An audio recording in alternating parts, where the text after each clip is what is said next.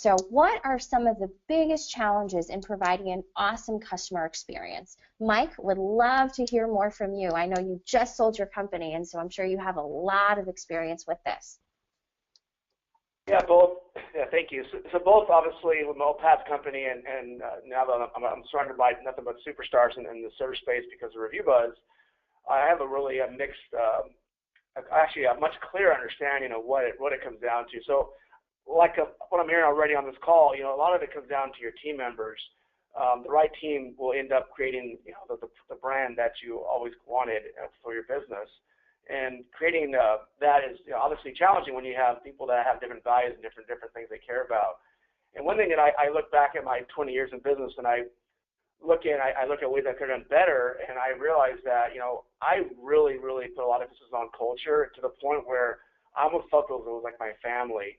And that got too emotional for me, which made it hard for me to let people go or be harder on individuals that weren't producing the right results for the customer.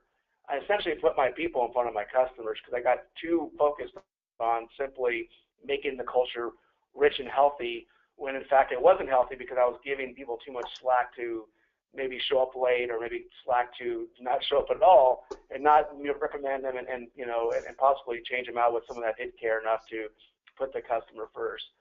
So at the end of the day, I think it comes down to, we're all here as owners of businesses. Really, we should be in it to win it, right? We should be building a sports team, not a recreational team. And as far as the challenges, it comes down to the people and the culture you create isn't simply about having healthy, fun events for the company, for the individual people to feel they are cared for. That's a big part of it. Don't get me wrong. But equally important is when someone does make a mistake, that they're treated, in a way that is professional. If a guy's not pitching well, what do? You pull him out of the game. If a guy's not, his at bats aren't doing well, you pull him off the list, out of the lineup. So I think treating your company more like a professional team than you do a rec team is really key to building a more successful customer service experience. Awesome. Thanks for sharing, Mike. And Aaron, do you have anything to add? Would love to hear from you. Yeah, I think it's just important that your team actually has a clear vision of what you want. They can't provide an excellent service experience if they don't know what it is.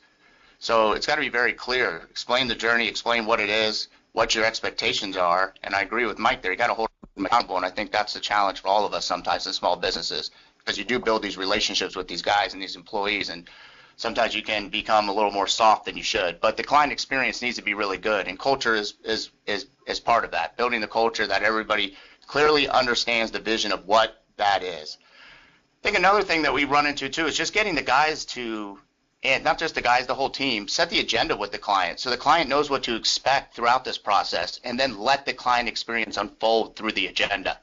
So if you don't set the agenda and you get there, you're talking to the client, then you can't let your experience unfold in front of them. And ultimately too, just having empowered and competent people in your team. They know what to do, how to do it, and build confidence in them. They can't do anything if they're not confident themselves. And I always run into this too, is the guys on service technicians always want to fix the problem before they fix the client. So they need to be clear that, they've seen the problem 100 times before, but it might be this client's first time ever dealing with what this is.